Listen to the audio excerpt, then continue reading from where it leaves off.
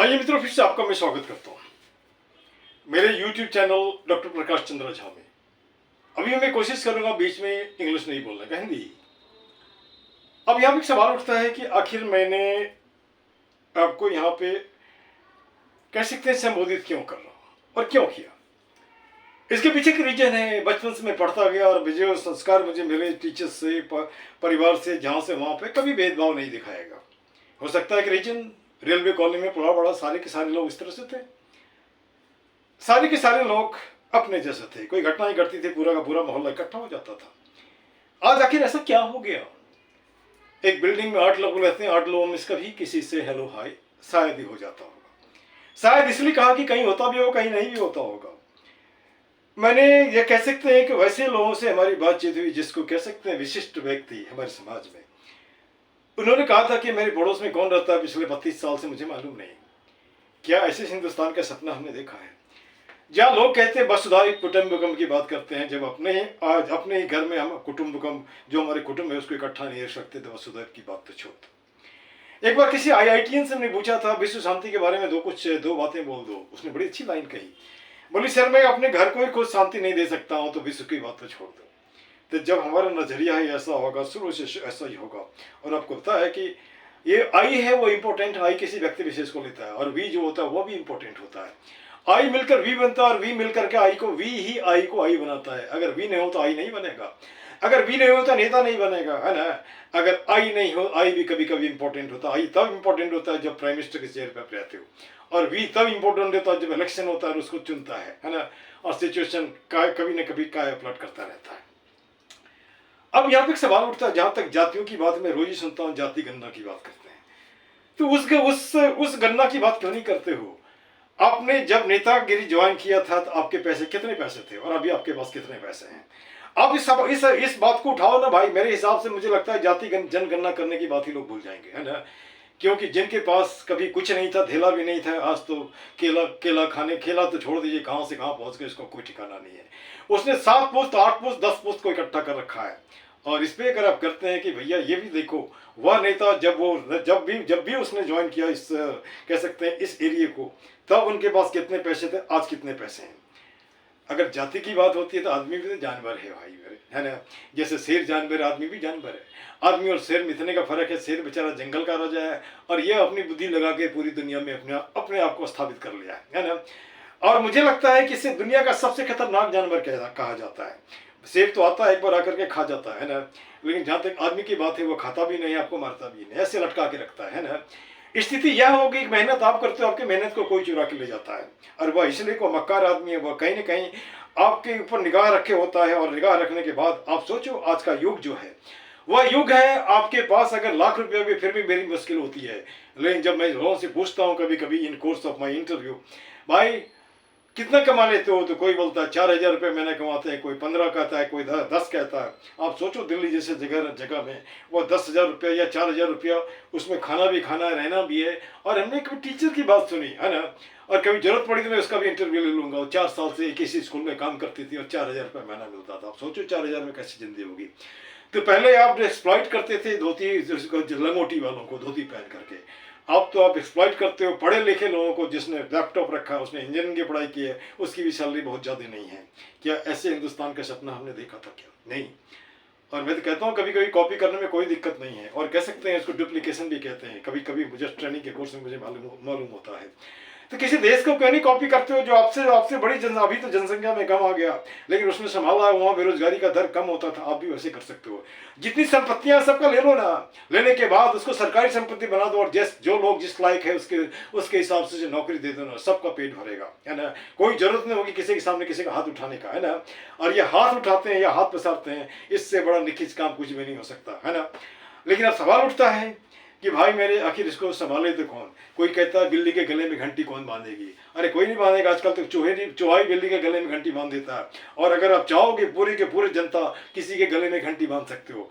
भूल जाओ जो आपकी जाति क्या है, भूल जाओ आप कहाँ से पैदा हो। एक बात को याद रखो, जो भी लोग आपके पास आते हैं, खास करके आजकल तो जाते नहीं है, रोड शो होता है और टीवी में आके बोल दिया, लेकिन जो भी आते हैं उनसे जरूर पूछो उन्होंने संविधान पढ़ा है क्या, उसकी शिक्षा क्या है ना, उन्हें भाषण देने आता है कि नहीं, क्या जो लिखा हुआ पढ़ सकते हैं कि नहीं पढ़ सकते हैं। आप सोचो, बाजार में जब चावल खरीदने जाते हो तो टटोल करके देखते हो चावल बढ़िया है कि नहीं है। जिसके हाथ में हम देश, जिसके कंधे पे हम देश का भार दे रहे हैं, वो उसके लायक है कि नहीं है, इस बात को भी देखो। अगर नहीं देखोगे तो वह दिन दूर नहीं जो सिचुएशन दूसरे दुनिया के दूसरे देशों में दिखाई देता है वो आज भी होगा, है ना।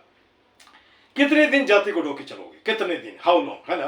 क्या चिपका है आपके माथे में, अगर वो लोग नहीं बताए तो क्या आप गेस कर सकते हो किस जाति का है। नहीं तो उसे आदमी को ही रहने दो ना, आदमी जाति में, यार क्या दिक्कत है ना, क्या दिक्कत है।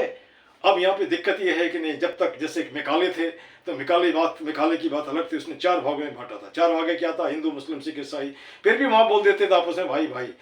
लेकिन आज इतने भागों में काले अंग्रेज ने बांट रखा है, कभी भाई भाई इकट्ठे होते नहीं। एक ही माँ के पेट से 2 भाई पैदा होता है, वो इकट्ठा नहीं होता है। ज्वाइंट फैमिली थे, सब पैसे कम थे लेकिन खुश थे। आज एटम फैमिली हो गया, पैसे अधिक हो गए फिर भी खुश नहीं है। बीमारियों की संगति ले लिया लोगों से, लोगों को बात करने की जरूरत नहीं है। उसके बाद सबके हाथ में ये मोबाइल आ गया, मोबाइल को देखने में ही परेशान है। अब मेरे दोस्त जगो, और राष्ट्रवाद की बात करते हो तो उन लोगों को ही पकड़ो जिन्होंने ब्रिज को गिराया है, उसे फांसी पे लटकाओ। अगर फांसी पे नहीं लटकाते तो उसके भी घर पे बुलडोजर चलाओ, है ना, क्योंकि ये डेमोक्रेसी है। 2 दिन पहले मैं देखा किसी नेता को, है ना, किसी ऑफिस पे रॉड से तोड़ते हुए, क्या उनको जेल के अंदर रखा गया, क्या नहीं, है ना। क्या इंडियन डेमोक्रेसी तो बोलता है everybody is equal in democracy in the just before law, you can say. What about this scenario for the very leader, what about the scenario when this type of person actually commit crime and they are actually kept hide, you can see. जनता जगो, आप नहीं जगोगे तो परेशानी झेलनी पड़ेगी। हर गली हर मोहल्ले जहां गंदगी देखते हो उसका वीडियो बनाओ, अपलोड करो, है ना। अपलोड करो, रेफर कर दो उस नेता को भी जिसको आपने जिताया, रेफर कर दो उस पार्षद को भी जिससे आपने जिताया, रेफर कर दो उस मोहल्ले के जो छोटे बहुत जो कह सकते हैं प्रधान है, उसको भी करो। और देखो जो काम होता है उसमें कितने पैसे आए, और उसमें कितने पैसे आए, कितने पैसे इधर उधर गए। कभी मैं सुनता हूँ लोगों से कमीशन, अब यह आदमी आम आदमी नहीं जानता है लेकिन कमीशन की बात करता है। कैसे मालूम उसका, किसने बताया, सर्टेनली उसके जो विरोधी होंगे वही बताते होंगे।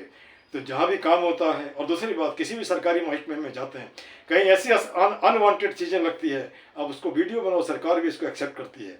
और अगर इस तरह हम करते जाएंगे घर गली मोहल्ले में, छोटे ऑफिस में, बड़े ऑफिस में, धीरे धीरे हमारे देश से करप्शन खत्म हो जाएगा।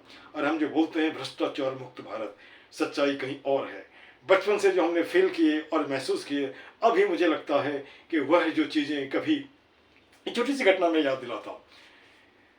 हमारा एक मित्र टीटी था, मैं उतरा था भागलपुर यूनिवर्सिटी से पढ़ने के बाद इस रेलवे स्टेशन पे, मैं देखा एक लेडी, छोटी सी औरत गठरी लिए हुए, है ना, उससे वो 4 आना वसूल कर रहा है।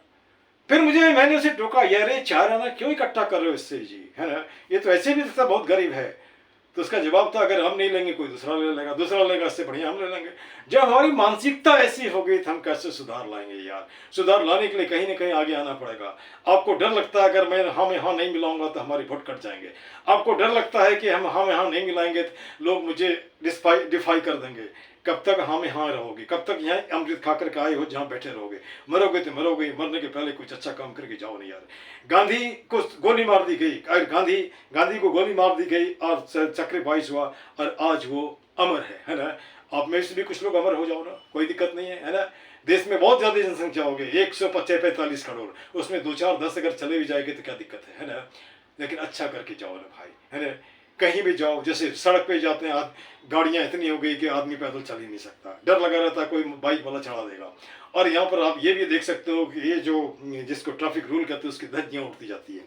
ये तो धज्जियाँ उड़ाई जा रही है, जो रूल्स एंड रेगुलेशन हमने बना रखे हैं किस लिए, खाने के हाथी के दांत कुछ और, खाने के कुछ और।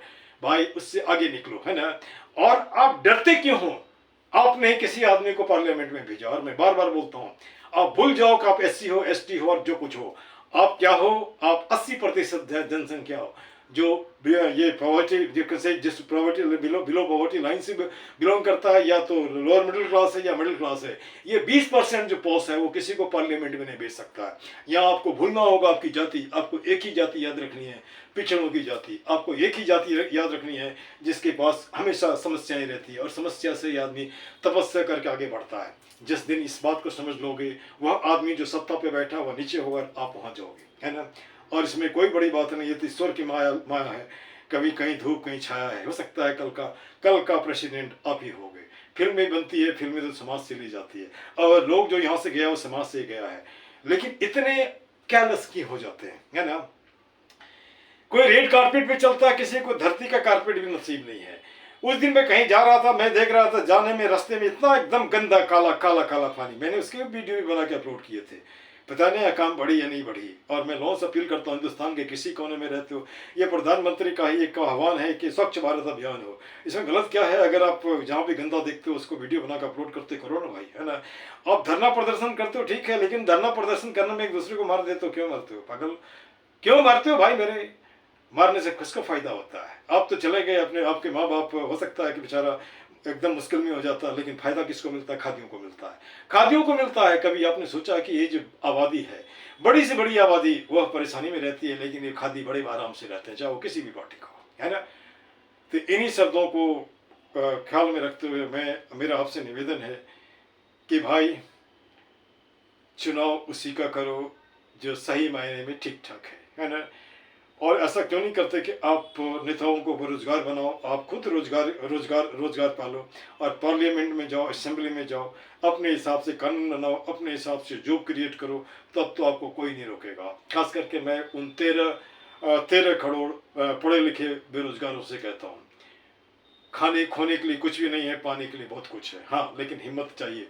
मरोगे तो लड़के मरो नहीं यार, बैठ करके क्यों मरते हो, है ना। गुट गुट के क्यों मरते हो। इन्हीं शब्दों के साथ मैं इसे विन करता हूँ, लेकिन फिर से मैं एक सपना अपना बता रहा हूँ और इसे ख़त्म करने के पहले मेरा एक सपना है, हर रात को काम हो, चेहरे पे मुस्कान हो, पॉकेट में दाम हो, खरीद कर खाने का स्वाभिमान हो, संविधान का ज्ञान हो, हंसता खेलता मुस्कुराता फलता फूलता हिंदुस्तान हो। This much, thank you very much.